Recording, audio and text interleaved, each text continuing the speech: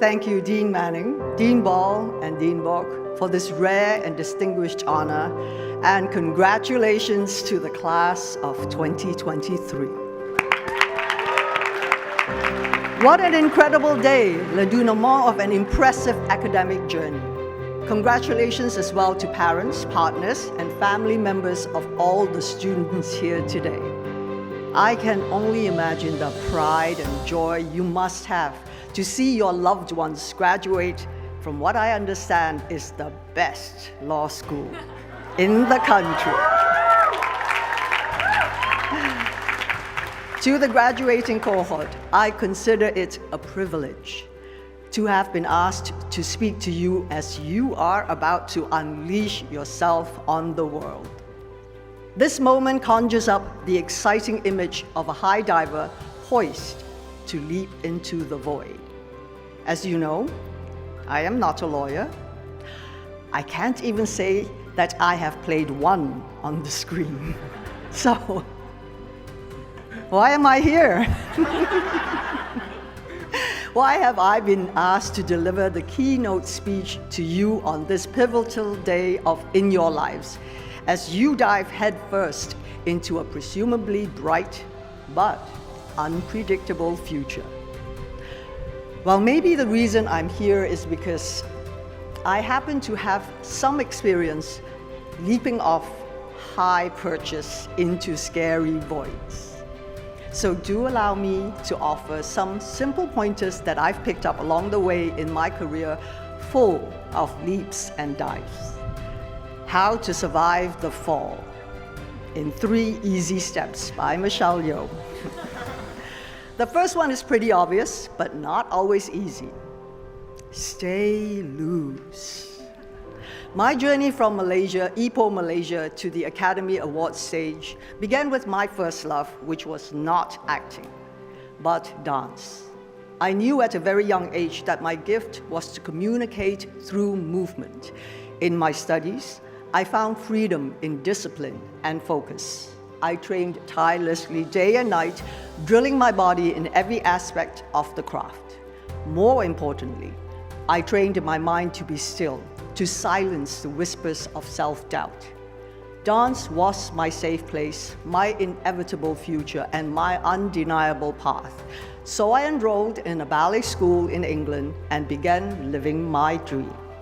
Unfortunately, life had other plans. I suffered a spinal injury, and just like that, I watched everything vanish into thin air. Life as I knew it was over. With my dreams of dance crushed, I credit the principal of my school for giving me the encouragement that ultimately led me to a career beyond my imagination.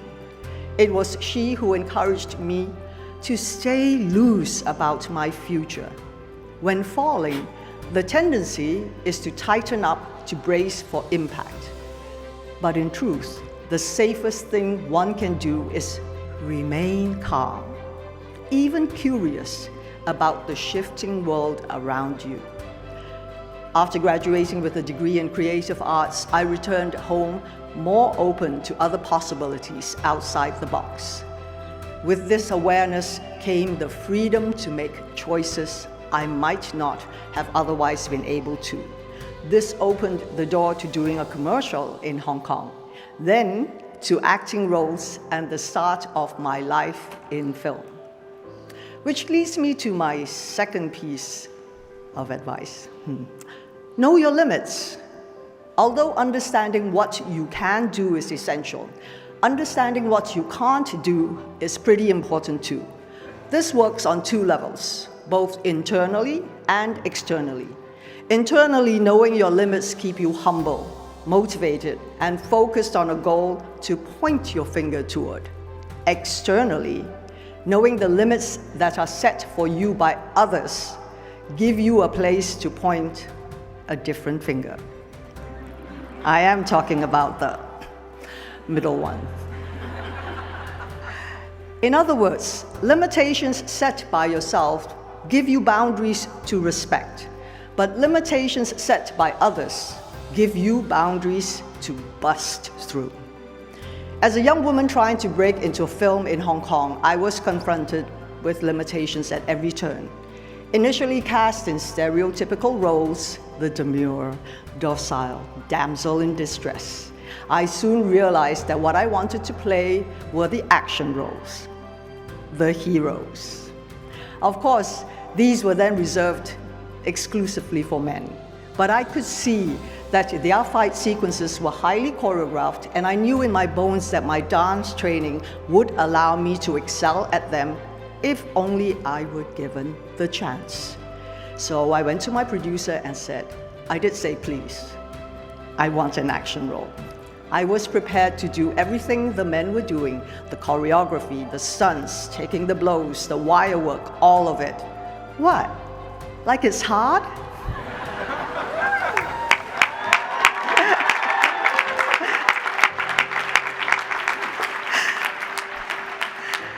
But when the chance finally came, I knew it was make or break. I had that one shot to prove my bankability as an action star, and if I failed, I would not get that opportunity again. So I seized the moment with everything I had, and as it turned out, thankfully, audiences were more than ready for a female star in action comedies. The film Yes, Madam was well received and launched my career. I knew I had made it then when soon after I joined Jet Li and Jackie Chan as the three people who Hong Kong insurers refused to cover. They took one look at the scenes we were shooting and ran for the hills. I wore that as a badge of honor. Eventually, things progressed, and before I knew it, I was regularly running on rooftops, riding motorcycles onto moving trains, and rolling off vans onto oncoming traffic. Don't try that at home, okay? There were injuries, as you can imagine, but with every nick and scratch and bruise and fractured vertebrae, I came back better and braver. Learning how to fall teaches you how to land, and learning to land gives you the courage to jump higher. So when the James Bond producers knocked on my door about a film called Tomorrow Never Dies, I thought, yes, they want me to play James Bond.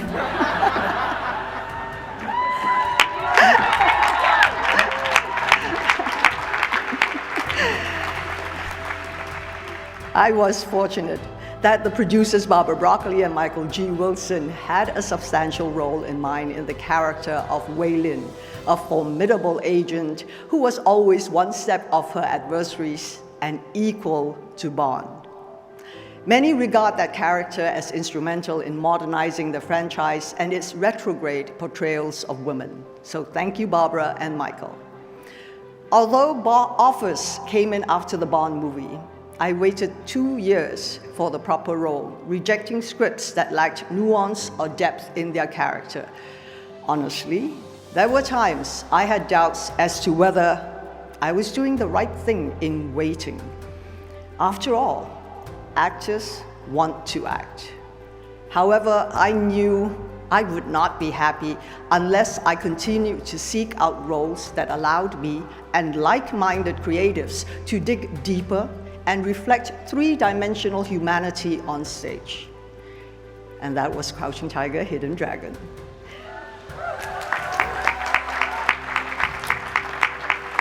So I must have done something right because I am busier than ever.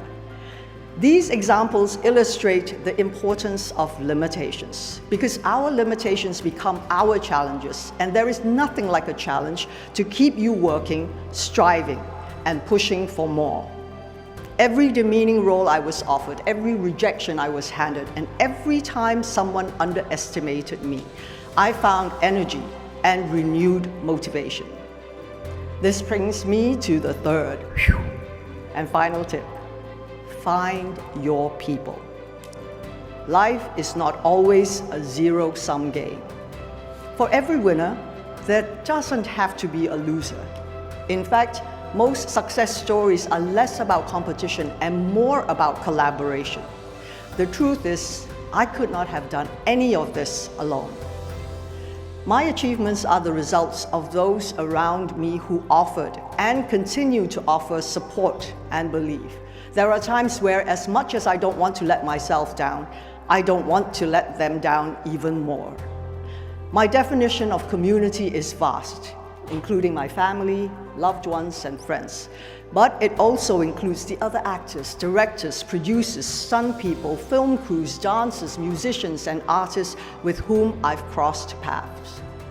My community transcends time, in the sense that I stand on the shoulders of those who have come before me, and I am energized and inspired by those who come after me.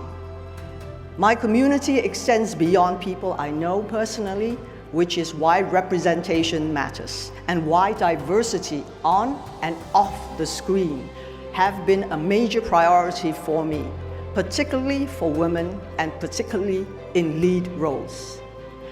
When we shine a light on the rich and varied world around us, we empower the whole of our humanity. I can see no better reason to wake up in the morning and get to work.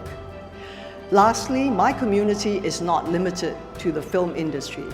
In my work as UNDP Goodwill Ambassador, I have witnessed the deep inequalities that continue to plague societies around the world, and I have seen up close how women and girls are often the last to get essential services like clean water and vaccines, especially in crisis.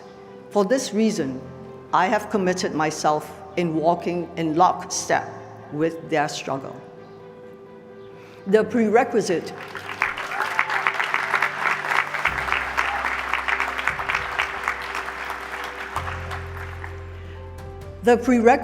to change is empathy. Seeing through other people's perspective activates our compassion, which becomes the driving force for real-world demonstrable action. Compassion is the ultimate superpower within us. When you are leaping without a safety net, people become your safety net, and you become theirs. So, those are my tips. Stay loose, know your limits, and find your people. But I want to conclude by speaking briefly about that little movie that could. Everything, everywhere, all at once.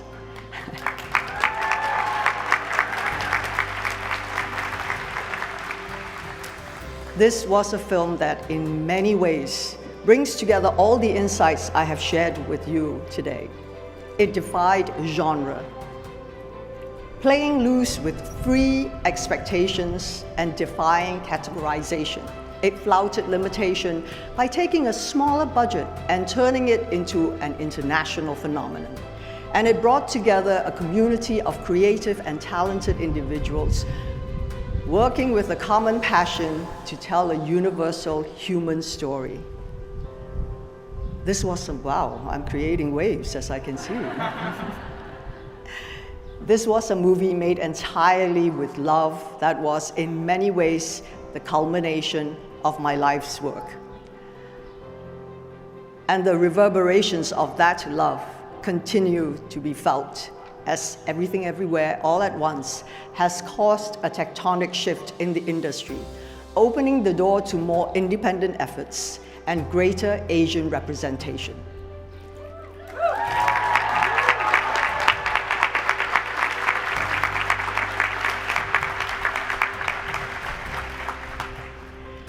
When I think of a glorious leap into an unknown void, I think of that movie. So class of 2023, this is my offering to you. Today you graduate, and today you leap. Stay loose, be smart, and go with love. And then leap again, and leap again. I look forward to living in the world you'll all help build, and I am honored to have been one small voice at the beginning of your journey. Thank you all, and I wish you every success. Happy graduation.